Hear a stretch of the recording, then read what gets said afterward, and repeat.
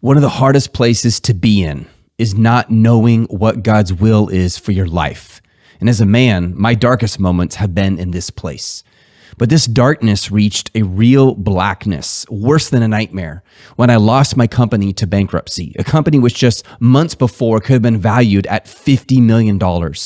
And even after going bankrupt, a few angry clients sued me, and I could not afford to fight the lawsuits, so then I had to file personal bankruptcy.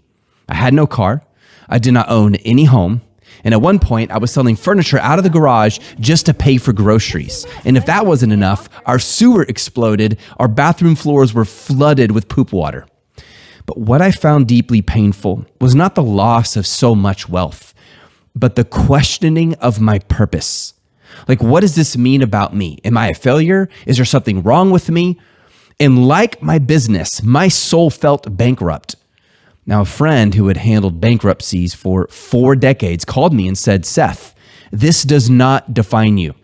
And I'll never forget asking him, I said, "Why do you say that?" And he goes, "Because people have committed suicide over much less." Nothing will shake a man's soul more than struggling with his purpose, his sense of worth. And if that is your struggle today, this message is for you. In my despair, I turned to Psalm 37:4. And this passage presented an amazing promise. David wrote this. He said, "Delight yourself in the Lord, and he will give you the desires of your heart." Okay, so that's how you do it. I just delight in God, and God will show me what to do with the rest of my life. Like, what is my purpose? What do I do now? And so I set out to delight myself in God. And things seemed to be going well for the first couple months. I was in the Word, I was praying, sharing my faith, working on loving my wife, but something was off. And months went by, and I wasn't getting the answer I hoped for. And I really thought I was delighting in God. So why wasn't the promise of this verse being fulfilled, delivered to me as God promised? In fact, my soul was more bankrupt than when I had started. Funny thing, Satan sometimes uses scripture too. After Jesus had gone 40 days without a bit of food, weak and starving, Satan shows up and he tempts him. But what's crazy about it is he uses scripture in the temptation in Matthew chapter 4. And I'm embarrassed to admit that I had done something very similar. My heart was so set on finding my purpose. I had turned scripture into a recipe for getting what I wanted, instead of truly seeking what God wanted for me. And what is almost funny is that even if the Santa Claus version is an accurate interpretation of Psalm 37:4, half the time, we don't even know what we really want. Like, we think we want that car or that bonus or that business or that woman. We think we know what we want. Because man, if I get that, my heart will be satisfied.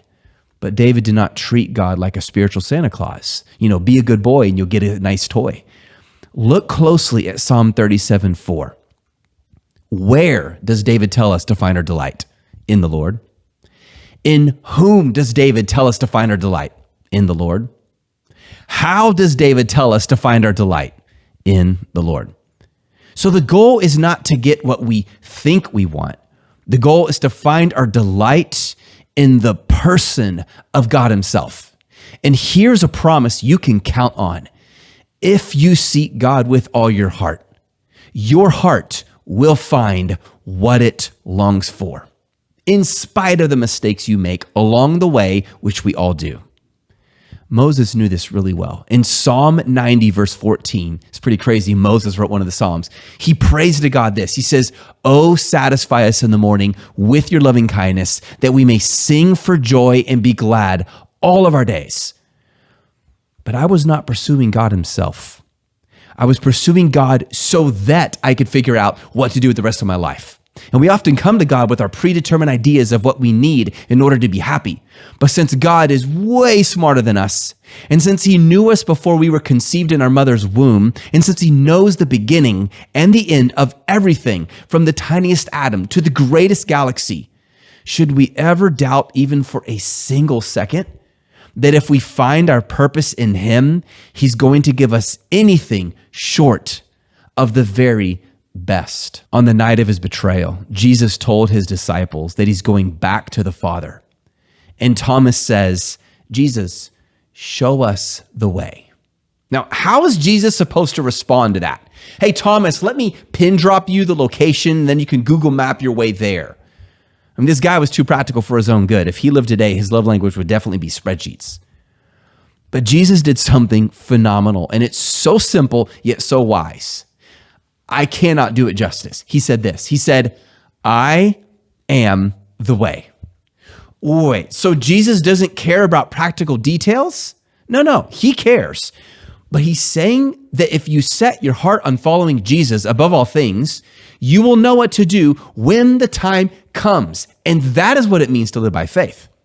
When Jesus is the center, everything else falls into place. And that doesn't mean there's no problems in your life. You don't have trials. You don't have disappointments. It means things move as they should through your life, even in spite of our flaws.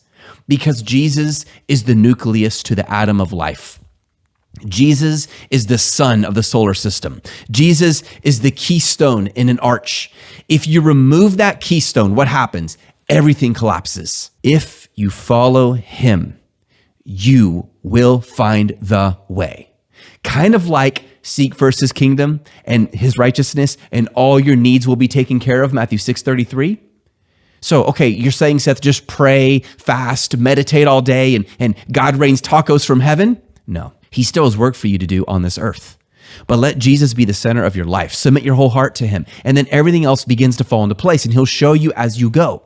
Like, why did Jesus tell the Samaritan woman that he can give her living water and that she would never thirst again in John 4? Why did Jesus tell the Jews, I am the bread of life in John 6? Why did Jesus tell Martha, I am the resurrection and the life in John 11:25? Because Jesus is not a means to getting what we want. He is what our heart longs for. So instead of seeking happiness, seek Christ. And as you seek Christ, your heart will find happiness because he knows what your heart really wants, even when you and I don't know what we really want. Okay, but Seth, what about finding my purpose? I mean, I'm supposed to find purpose in God, but I still need to know what to do practically and to make money and to serve people and raise a family and take care of my body. And I love this question because this was my question too. And I really struggled to reconcile seeking God with what I was supposed to do with my life practically. The answer is so simple, yet it's profound. He will show you. He showed me, and in the most unexpected way. When filling out the forms for bankruptcy, the form asked me to enter amount of cash on hand. And I did not have any cash on hand. My wallet was empty, and I was about to write zero, and then my eyes fell on a dime right here, sitting on my desk. And so I wrote 10 cents. I was back to just one dime. And with all my finances, businesses, real estate, and investments being reduced back to a single dime, I realized something in that moment. I can start over. And suddenly I knew exactly what I was supposed to do. Use all of my experiences, from my greatest wins to my most embarrassing failures, to teach men of God how to build wealth while helping people. That was it. And God didn't just hand it to me on a silver platter. He let me wrestle. He let me struggle. He grew my faith, but I had to keep moving and making decisions. And as I went, he showed me. And do you want to know what's amazing? Had I never gone through the pain of losing everything, I would not have ever made this discovery. This was one of the most fulfilling moments of my life.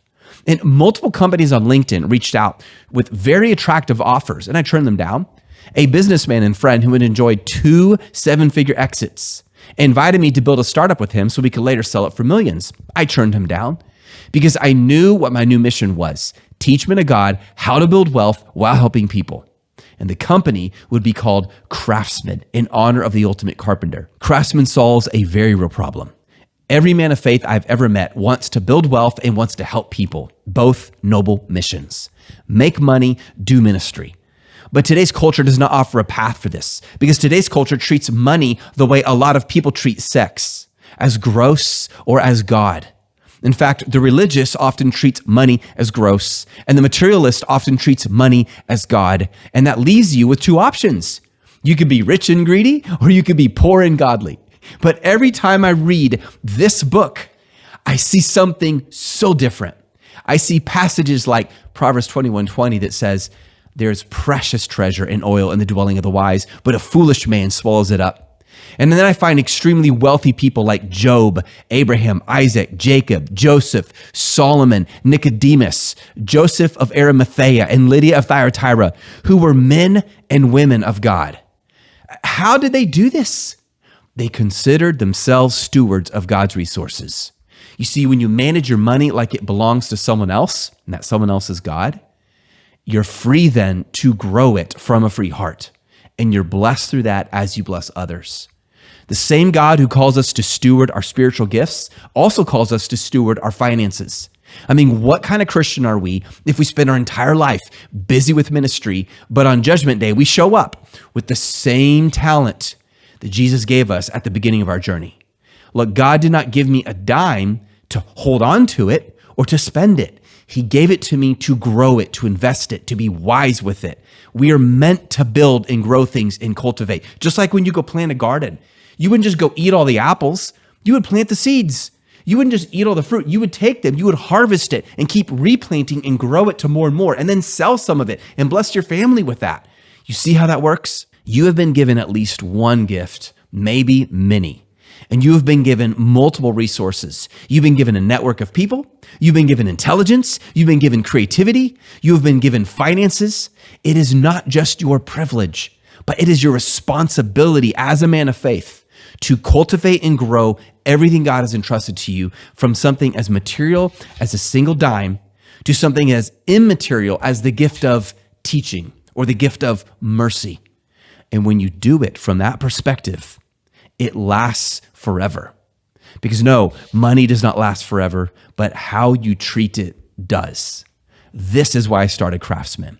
What if your business was also your ministry?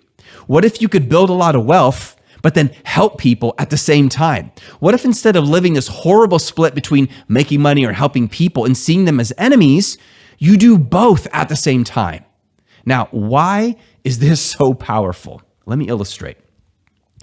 When I help men of faith turn their knowledge on a specific topic into a coaching program, and then they go out and sell that coaching program for only $1,000, which is on the very low end. Some people do all the way up to $50,000 is the highest I've seen. If just 1,000 people buy their program, they just made $1 million. And that is such a tiny percentage of the world population that if you put it on a bar graph and you have the world population here and you have 1,000 people here, the eye cannot visibly see it because it's so tiny.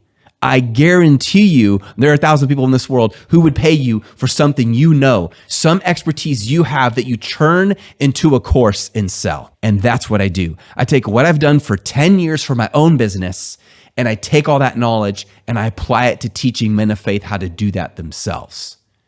And if in that process of making money, you are helping the people you coach, you just experience something beyond fulfilling.